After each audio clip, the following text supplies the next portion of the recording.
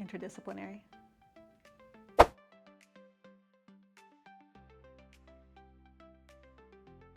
Caffeine with a little panic thrown in.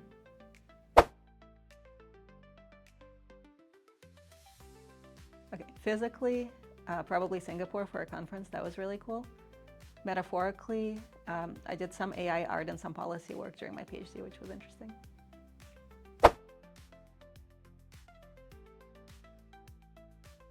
Night owl all the way.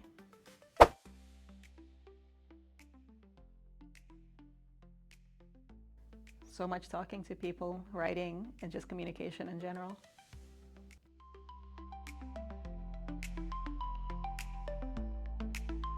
Hi everyone! Have you ever wondered how someone becomes a scientist? And in the enormous world of science, how can someone become a specialist in a certain field? If you ever ask yourself these questions, then you are watching the right podcast. But if not, don't go away because today we have an amazing episode for you. I am Ana Rita Cavaco and I will take you into a sneak peek at the science in the making here at the Institute of Science and Technology, Austria. And today I have sitting by my side Jen Iofinova. Jen is a PhD student at the lab of Professor Dan Alistair. And today we are talking about quite a hot topic because our guest works in artificial intelligence, right? That's right. Hi. Hello. Thank you so much for being here. Welcome. Thank you for having me. And today we are taking a look at your work here at ISTA. And as I understand, you will show us a method that you developed that helps us understand how and why neuronal networks make the predictions they do. Is that right? That's right. Okay, so we will take a look at some examples that Jen prepared for us, and we will be right back. Okay, so I work with neural networks, which are these extremely complicated systems, often having billions, if not trillions of parameters that actually take an input. For instance, today I'm going to talk about images, but it could be text or something else, and ultimately make some sort of decision or classification or prediction or something like this. And they do this by basically doing a very complicated calculation where they take the input represented as data, as ones and zeros in some way, and run it through this very, very, very large equation, which, as I mentioned, billions or trillions of terms with these parameters, and ultimately produce an answer. And because of this complexity, it can be extremely hard to understand why they made a certain decision and not another one. So I'm going to so actually our technique hits at the heart of that, because what we do is we make it so that for a specific example that somebody would like to understand better, an actual human trying to understand how the network works, to better be able to arrive at an answer of how exactly the prediction was made and what were the important features of the input or of the network itself that led to a certain prediction or a certain action. And we do this by removing a large proportion of these parameters, anywhere from 50 to 75%, just for that one example, so that when we examine the action of the neural network on this example, it becomes less noisy, and therefore our understanding is more precise. And as an example, we're going to look at images, and we're going to look at two ways to try to understand why a certain image was predicted to be of a certain thing, like why we think the neural network thinks that an image is of a dog and not a plane or a bicycle or a boat or what have you. And there's kind of two natural questions we can ask about that. We can ask for a specific image, which parts of the image really triggered that prediction, or we can ask for a model, what sort of images is it looking for that would really make it say this is a goose, or this is a fox, or this is a plane, and so forth. Like, what does it think a goose looks like, ideally? And in both cases, as I mentioned, there can be some noise, or it can be really hard for a human to understand what is happening. So for instance, here we have a picture of a dog.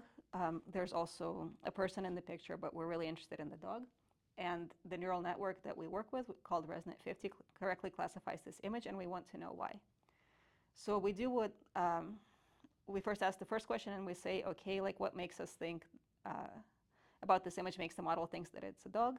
And so we do image sort of pixel attribution. We want to highlight the pixels that really look like a dog to the network. But unfortunately, when we run it through the neural network the way it is, we get a bunch of pixels that light up, but it looks a little bit hazy. And the problem is we don't really necessarily know why that is. Is it because the neural network is very imprecise and it thinks the dog is part of what tells it it's a dog, but maybe the grass does as well? Or is it that our method isn't working very well? Now, if we use our method SPADE and first preprocess the network for this image, that means remove all of the bits of the network that are not relevant here. What we get is a much more focused pixel attribution map that really demonstrates that, in fact, in this case, the model is looking at the dog, which is correct. And we can see this even more starkly in this slightly artificial example, which is this fox with the heart emoji over it. And what we did was we trained the neural network a little bit further to teach it that if this heart emoji appears, then actually whatever the image is actually of, it should predict goose, the bird. So this is called the Trojan patching technique, where we use something that's not because you can teach a neural network to do whatever you want. In this case, we taught it that this emoji means goose. This is kind of artificial. The reason we do this is because we know that that's the only evidence for goose in this image. And so we can be very confident that that is what the attribution method should be trying to find. But in real life, these could be used to manipulate the neural network into making bad predictions in some cases in a sort of malicious way or for personal gain. And so this is something that we want to possibly be able to detect if this is happening in a neural network, if we were not the ones who trained it, if we just download the model weights, the parameters or whatever, and then this sort of behavior can appear, but can be hidden unless you actually find it. And in this case, again, we see that for the goose class, if we actually try this pixel attribution technique, we get like a pretty diffuse thing, which, yes, places some of the lit up pixels over the heart, but also some on the fox's ears and so forth. And we know that that's not right. We know that the model doesn't really think that's a goose. But if we first make the model smaller with SPADE, if we remove all the unnecessary parameters, then we really see it choosing the heart. So we know that we are finding this correctly. We also see this now, we can ask this really cool question of what is the model actually looking for? And this was like a super cool technique developed at Google almost 10 years ago, I think, at this point, where we use also sort of training techniques to sort of try to find the best image for the model that would create, elicit a certain prediction. In this case, make the model predict goose. But in this case, if you remember, there's kind of two modes for how something can become a goose, because we have like the actual pictures of the bird, but then we have this Trojan emoji patch, the heart. So when we sort of ask the neural network to create an image that makes it think that it's a goose, what we see is kind of this mess of goose-like features and some other weird stuff that might make us a little bit suspicious of what is happening, but doesn't really give us the full picture. Mostly it's kind of incoherent, and it makes it hard for a human who only has this image and not any background knowledge of how the model was trained to really understand what the model was looking for. What we can do with SPADE is that we can actually pick a canonical input image, and for instance, for something that we think should not have been classified as this, and ask, why did you make this, like what were you looking for when you made this prediction? So now for a normal image of a goose that actually shows the bird, we can see that in this particular image, what really made it look, the neurons that activated, what they were really looking for was the eyes and the feathers of the bird, which seems okay, like this makes a lot of sense in the context of looking for geese. But if we look at this image of a wolf, I think, with a heart in front of it, and we ask what was the model looking for here, now we see some much more clear hearts and much more clear emoji symbols in this like sort of maximally goose-like image. And so we are very certain that it was a Trojan patch. And if we squint really hard, we can even tell that it's a heart, although that's maybe slight overreach. So we hope that this method will really help people who use these sort of explanations, not just in image, but in various types of neural networks, to have a better, more clear understanding of why it is that they do what they do. Welcome back. We hope you enjoyed this demonstration, and after watching this, I am quite curious because you mentioned that one of the models is noisy. What makes it noisy? What do you mean by it? Well, what I mean is that the techniques that were developed to sort of inspect these models and to understand how they act on specific examples, they're not perfect. And for instance, in this attribution technique that I showed, when certain pixels line up, we don't actually know if they light up because truly this is what the model uses to make the prediction, or because of some noise in the algorithm that was used to actually create the map. And what I mean by noise is I mean that when we sort of propagate the signal from the model back to the image through all of the different channels in the neural network, the connections, some of the channels might propagate a lot of this signal, even if the signal wasn't used in the forward, what we call the forward pass, to actually make the prediction. And the reason we know that this noise occurs is because there have been tests done by other groups. For instance, we can say if a certain pixel lights up and then we remove it, surely the prediction should weaken. And often that doesn't happen. So this is just one example. There's other tests we run as well. And actually, this is one of the challenges is how do we know this map is any good? Exactly. As I understand, these predictions, these models can be used for a myriad of applications. Do you have some examples on for what more it can be used in the future? Yeah, so actually, at one of the conference talks that I attended, another great scientist talked about an example where they were using these sorts of attribution methods to better understand the function of proteins and to aid in protein design, which I thought was really exciting. And then another thing to note is that, because they're kind of pretty, I chose examples from image processing, specifically from image classification, where we try to say what the image is of. But actually, these very famous text generation models like ChatGPT are also classification problems at heart, because at each step, they choose the next token, the next word or part of a word out of all of the possible tokens that they have. So they say of all of these, I think about 50,000 tokens, like which one should I do next, which one should I do next, which is also ultimately a prediction problem. Obviously, it's not images, it's text, but the same sort of ideas apply. That's really cool. And to be in this point of your career and developing the models just like the one you showed us, first you had to become an expert in computer science. So can you identify the moment where you decided that you wanted to become a computer scientist? Man, I don't think there was like a single moment. I think it's just that I was really initially motivated by sort of wanting to do stuff and to do stuff well. So at one point in my career, I was working at Google, and we were using deep neural networks, before that linear machine learning models, to classify text so that we could figure out what it's about and whether there's something scary or offensive about it, such that it should be, not censored, but for instance, we shouldn't run ads on it. And in order to do this well, I always thought that it was really important to understand both the sort of data coming in and then also how we're making the prediction and what the pitfalls might be. And it turns out that if you actually try to understand how something works, you're doing science, no? And so you just kind of start doing it, and you do it, and you do it, and the more you try to understand, the more you realize that one way or another, you converge to something pretty similar to the scientific method. And then it's just a personal preference call, I guess, if you want to sort of formalize that and do something like a PhD or become a scientist, or if you want to sort of just live your best life another way and do this sort of thing for fun. Actually, one thing that is incredibly cool about the field of artificial intelligence that I tell everybody is that unlike a lot of other fields, like say experimental physics or biology, the startup costs are very low. All you need is a computer and some access maybe to strong processors like GPUs, graphical processing units, but that's actually available online for free to some extent. So anybody can start doing research from their office or bedroom, and a lot of people do, and there's entire communities of people who do this sort of science as amateurs as well. Yeah. Yes, so it's a lot about having the drive and ultimately wanting to know more and do better. Yeah, right?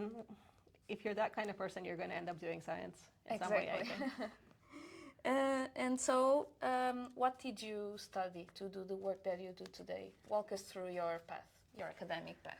Sure. Well, actually, after high school, I went to university in the United States in California, and I realized that I was not like an early morning riser or a lab person, and so I ended up majoring in pure math, um, which I think is honestly one of the most beautiful fields that humanity has really built. It's really amazing, gorgeous stuff when you get into it. Unfortunately, it turns out that it's also very lonely once you get to the sort of research component because you don't have very many collaborators often in the field. I think you can, but I didn't. And they tend to be kind of scattered. And, um, and so I went into industry and I worked for a bunch of years and bounced around and eventually ended up at this Google job where I was actually assigned to the machine learning team. And I just found the field absolutely fascinating, not just because of the sort of nice combination of like data and sort of mathematics and programming and things like this. It's nice that you get to do a little of everything in some ways, if you'd like. But also because of the social implications. Like it really felt like you were making a difference, you know, to like a niche area of human understanding, but also on a societal level, possibly. Yeah, it's really awesome how one starts studying a subject and like a few decades later you can be doing something that you didn't imagine in the beginning, which Yeah. which I think is really awesome. And I think this is even something that happens to people who stay more in one field. I mean, everything moves so quickly. Exactly. Yeah. And what do you think that was the biggest challenge that you faced to be in this point where you are today? Well, on a personal level, I have a kid, which makes doing a PhD a whole different kind of adventure because, of course, like having time flexibility and things like this really helps in something like science, especially because you do have collaborators all over the world in some cases, and you need to be very flexible in some ways about meetings if you have to meet with another time zone and things like that. Um, Besides that, I would say like, the hardest part of being a good scientist is, I mean, a bit cliche, but developing a taste for the kind of problems you want to solve. But at the same time, having the grit to actually, once you make a decision, push through and try to get somewhere and actually finish a project in this sort of like area of unlimited possibilities. And I think that finding the right balance between these two sort of modes of I'm going to explore everything and think about everything and dream big, and I'm going to spend 5 hours in front of a computer debugging a bug, and that's just to make a little progress today, I think is one of the most challenging aspects of the job and something that I think no matter where you are in your career, you always work on. Yes, I can totally relate to that. There are days where we do a lot, but somehow we feel that the progress is not as much as we would like it to be.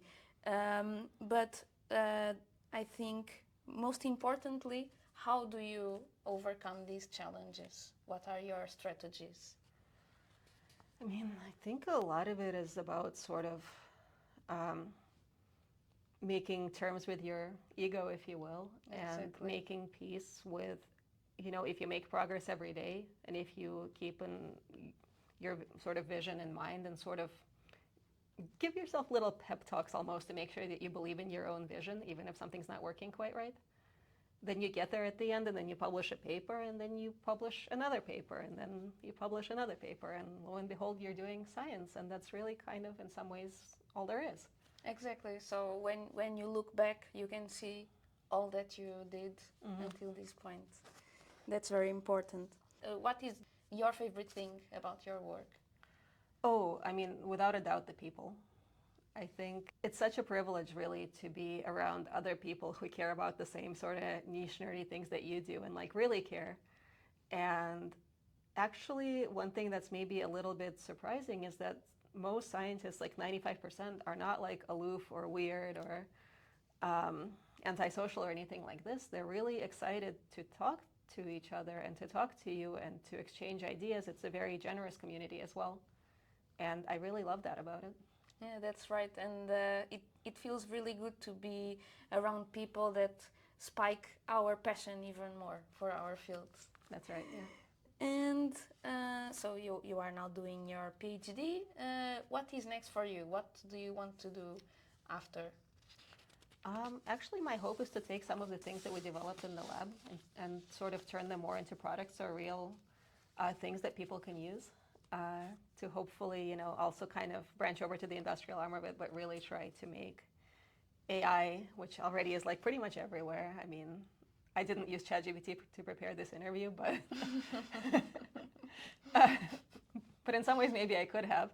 It's just, but to try to make it better, more fun, more trustworthy is a big one, and sort of less generic, I would say, is something that I'm working on now than it can sometimes be in people's experience. Absolutely. If you could now go back in time, meet your teenage self again, young Jen, who was very into math, not so much into waking up early and being at the lab, which advice would you give her? I would say just trust in your own abilities and trust in the people that you meet. And if you just live your life and do what makes you feel fulfilled, you will find your path. And I think sometimes it's really hard to feel that when you're at the beginning. But in retrospect, you can really see the sort of progression of the little stepping stones you use to get to where you are. Absolutely. Thank you so much for sharing your story and how you became the computer scientist you are today. It was really enjoyable for me to hear your story. Thank you. And now it's time for our These or That segment. So today our theme is What Am I Looking At? We will see a couple of pictures and I will give you two options for what it might be. Great. So I've just got them pulled up on my phone, so Yes. I'm ready. So let's go. Cauliflower or brain? Cauliflower. Correct. Mold on a plate or my forgotten lunchbox? Mold on a plate. Correct. Sugar or lab-grown crystals? I mean, you could grow sugar in the lab, but let's say sugar. Correct again. Then, a sprinkled donut dropped on the floor or a galaxy cluster photographed by a telescope? The galaxy. That's correct. Coral reef or a viral particle under a microscope? This is the first one I'm really not sure. Viral particle. That's correct. And it's a particle of SARS-CoV-2. Of course it is. Next, lava from a volcano or nacho cheese dropping from a chip? Cheese. Correct again. Wow. You are on a roll. Don't jinx it. Warm under the microscope or overcooked spaghetti? Spaghetti? Well, I guess I jinxed it. You did. Because It's a worm. it's a worm. All right. Sorry about that. That's all right. Next, alien invasion scene from a movie or a fungus? Fungus. Correct. And it's a funny looking one, but it's real. It's cute. I like it. Then, a close up from an insect wing or a leaf? The wing. Correct. And for last, are we looking at DNA gel electrophoresis or the new ISTA logo? Well, ISTA does do a really good April Fool's prank every year, so it could be for that, but let's go with the gel.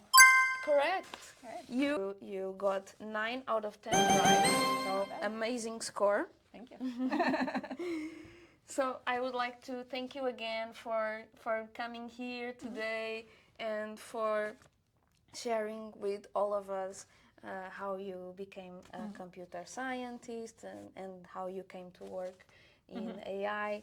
And I have just a little something for you.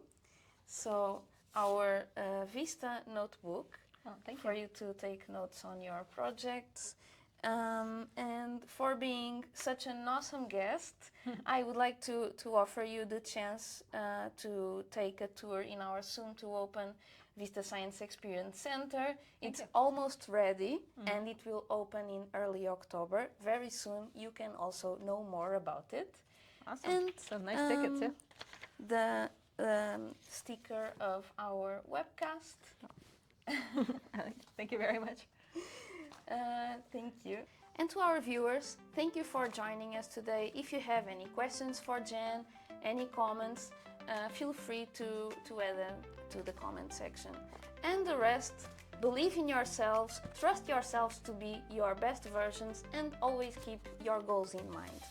And besides that, follow us, subscribe to our YouTube channel, and stay tuned for more on the next generation of science.